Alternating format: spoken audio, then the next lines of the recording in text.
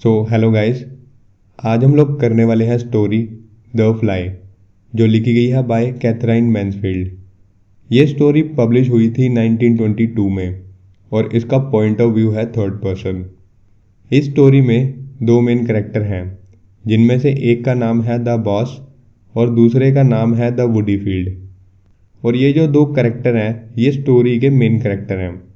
और ये जो दोनों कैरेक्टर हैं इन दोनों में आपस में बड़ी अच्छी दोस्ती होती है। तो अब हम स्टोरी स्टार्ट करते हैं। स्टोरी कुछ इस तरह से स्टार्ट होती है कि ये दोनों दोस्त हर मंगलवार के दिन बॉस के ऑफिस में, जो ऑफिस बॉस का लंदन में था, वहाँ पर एक दूसरे से मिला करते थे। ये जो करेक्टर है वुडी फील्ड, ये पहले बॉस के ऑफिस में ही काम करता था उसके साथ, लेकिन अब ये वहाँ से रिटायर हो गया था और अब ये यूं ही बॉस के ऑफिस में कभी कभी विजिट के लिए आ जाया करता था। अब इस कैरेक्टर के बारे में मैं आपको एक और बात बताता हूँ। ये जो वुडी फील्ड है इसकी तबीयत ज़्यादा ठीक नहीं रहती थी। इसी वजह से ये सिर्फ मंगलवार के दिन ही अपने घर से बाहर निकलता था, क्योंकि इसकी वाइफ और बेटी इसे इसी दिन घर से बाहर जाने के लिए कहते थे। बाकी दिन ये घर पर ही रहता था। और जब ये घर से बाहर जाता था तो ये घर से कहीं ज़्यादा दूर नहीं जाता था, सिर्फ बॉस के ऑफिस में आकर उससे मिला करता था।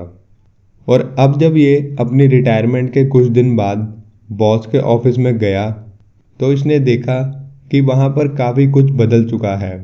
थोड़ा बहुत फर्नीचर और कुछ छोटी मोटी चीज़ें वहाँ पर बदल चुकी हैं।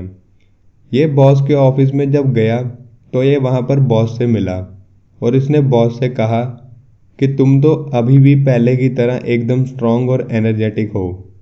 वुडी फील्ड ने बॉस से कहा कि मैंने जब ये ऑफिस ज्वाइन किया था तब तुम मुझसे 5 साल सीनियर थे, लेकिन तुम में अभी भी पहले की तरह काम करने का जोश है। तुम में आज भी वही एनर्जी और स्ट्रेंथ बरकरार है। अब बातों बातों में वुडी फील्ड ने बॉस से कहा कि मुझे तुमसे कुछ ज़रूरी बात करनी है, लेकिन वो एकदम से भूल गया कि उसे बॉस से क्या बात करनी थी।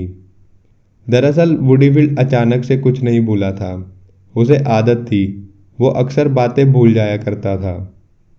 अब उसकी ये बात सुनकर बॉस ने उससे कहा कि चलो तुम उस बात को याद करो, तब तक हम लोग बैठकर विस्की पीते हैं।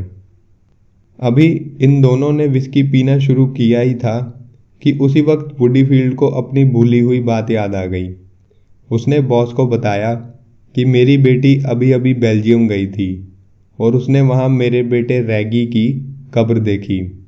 उसने वहाँ पर तुम्हारे बेटे की भी कब्र देखी और मेरी बेटी ने मुझे बताया कि दोनों कब्रों की अच्छे से देखभाल की जा रही है। और यही वो बात थी जो मैं तुम्हें कब से बताना चाहता था। अब जैसे ही बॉस ने वुडी फील्ड के मुंह से ये बात सुनी तो वो बड़ा अजीब सा फील करने लगा, क्योंकि बॉस के बेटे की 6 साल पहले ही वर्ल्ड वॉर 1 में डेथ हो गई थी और वुडी फील्ड के बेटे की भी 6 साल पहले के करीब ही डेथ हो गई थी। इन दोनों के बेटे इस दुनिया में अब नहीं थे। इन दोनों के बेटों की डेथ के बाद इन दोनों के बेटों को ही बेल्जियम में दफना दिया गया था। यहाँ पर सीन थोड़ा ऑकवर्ड हो गया और इस बातचीत के बाद वुडी फील्ड बॉस के ऑफिस से चला गया और उसके वहाँ से जाने के बाद बॉस ने अपने आप को ऑफिस में लॉक कर लिया और उसने अपने क्लर्क मेसी से कहा कि मुझे अगले आधे घंटे तक कोई भी डिस्टर्ब ना करे। अब आगे बॉस ने क्या किया कि वो अपने ऑफिस में अकेला बैठकर अपने बेटे को याद करते हुए रोने लगा और उसी वक्त उसे अपनी एक पुरानी बात याद आई। दरअसल बॉस ने डिसाइड किया था कि वो अपने बेटे की मौत को लेकर दुनिया वालों के सामने कभी नहीं रोएगा, और यही वजह थी कि बॉस ने अपने आप को ऑफिस में बंद कर लिया था और अकेले में बैठकर रो रहा था। और जब वो रो रहा था उसी वक्त उसे एक और बात याद आई कि उसने कितनी मेहनत और लगन से अपना ये बिजनेस सेटअप किया था। उसने सोचा था कि जब मेरा बेटा बिजनेस संभालने लायक हो जाएगा तो वो उसे यह बिजनेस देकर खुद फ्री हो जाएगा। लेकिन उसके बेटे की डेथ के बाद उसके सारे सपने चूर चूर हो गए। अब जो बॉस था वो उस वक्त अपने बेटों के ख्यालों में खोया हुआ था। उस वक्त वो अपने बेटे की फ़ोटो को ही देख रहा था कि उसी टाइम उसे रूम में एक मक्खी दिखाई दी। वो मक्खी इंक पॉट में डूब रही थी। तो बॉस ने जब ये देखा तो उसने एक पेन लिया और उसने उस मक्खी को इंक पॉट में डूबने से बचा लिया और उस मक्खी को इंक पॉट से निकाल कर एक ब्लॉटिंग पेपर पर रख दिया जो कि उसके टेबल पर पड़ा था। मक्खी को ब्लॉटिंग पेपर पर रखने के बाद बॉस उस मक्खी को देखने लगा। वो जब उस मक्खी को देख रहा था तो उसने देखा कि मक्खी बड़ी कोशिश कर रही है कि उसकी बॉडी पर जो इंक लगी है वो उस पर से हट जाए। मक्खी ने किसी तरह से बहुत हाथ पैर चलाकर अपने पंखों और अपने फेस पर से इंक हटा दी और बस अब वो मक्खी वहाँ से उड़ने ही वाली थी कि इतने में बॉस ने एक बड़ी सी इंक की बूंद, बड़ी सी स्याही की बूंद उस मक्खी पर फिर से डाल दी। और ऐसा उसने इसलिए किया क्योंकि वो देखना चाहता था कि अब ये मक्खी क्या करती है। बॉस मक्खी को देखकर बड़ा इम्प्रेस हुआ।